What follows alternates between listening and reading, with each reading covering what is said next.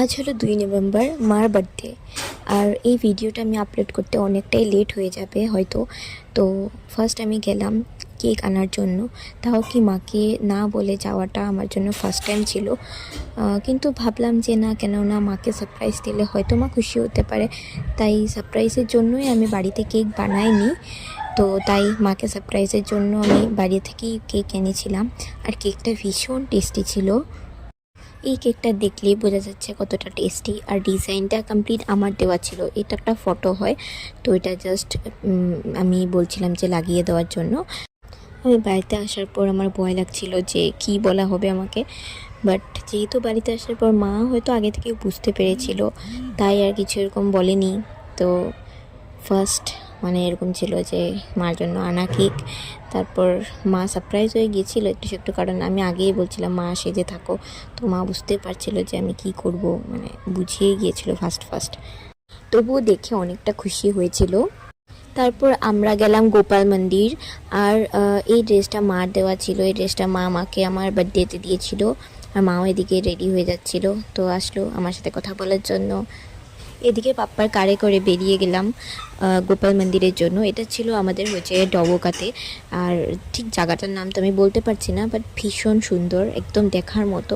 আর যেখানে শ্রীকৃষ্ণ আছে ওখানে তো সব কিছু ভালোই হবে। তো মা, আমি, আমাদের ফ্যামিলি সবাই মিলে গেলাম। আর সত্যিই দেখতে গোপাল মন্দির ভীষণ সুন্দর ছিল, একদম ভালো লেগেছিল। তারপর ওখানে দেখলাম যে আমাদের রামকৃষ্ণ সেবাশ্রম যে আছে ওখানেই, ঠিক এটার পাশেই ছিল গোপাল মন্দিরের। তো আমরা ভাবলাম যে রামকৃষ্ণ সেবাশ্রমে যাওয়া যায়। গোপাল মন্দিরে আমরা গিয়ে আরতি করলাম। আর যেহেতু মা অনেক বিশ্বাস করেন এই সব কিছুতেই, আমিও করি, তাই ওখানে গিয়ে প্রদীপ জ্বালানো মাও জ্বালিয়েছিল আর আমিও দিয়েছিলাম। কারণ অনেক কিছু উইশ এরকম করলে হয়ে যায় কখনো কখনো। তারপর বাড়িতে এসে শুরু হলো মার কেক কাটা। তারপর মাকে বললাম, মা প্লিজ কেকটা কেটে নাও। মা এদিকে কাটছিল, এদিকে পাপ্পাও ছিল, মাম্মা পাপ্পা সবাই ছিল, আমিও ছিলাম।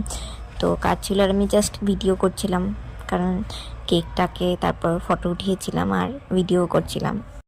আর আমাদের বাড়িতে মামা মামি এসেছিল, তবু সবাই মিলে হ্যাপি বার্থডে বলে মাকে জাস্ট উইশ করছিলাম। এদিকে মাও ভীষণ খুশি ছিল।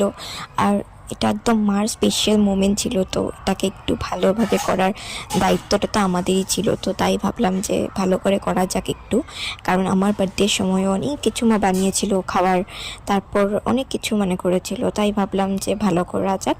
এদিকে মা একদম কেক টেক দিয়ে, একদম কেকের ক্রিম দিয়ে শেষ অবস্থা। পাপারও এই অবস্থা ছিল, আমাকে কেউ দিতে পারেনি, ওটা আলাদা ব্যাপার। বাট মা পাপ্পা সবার সেম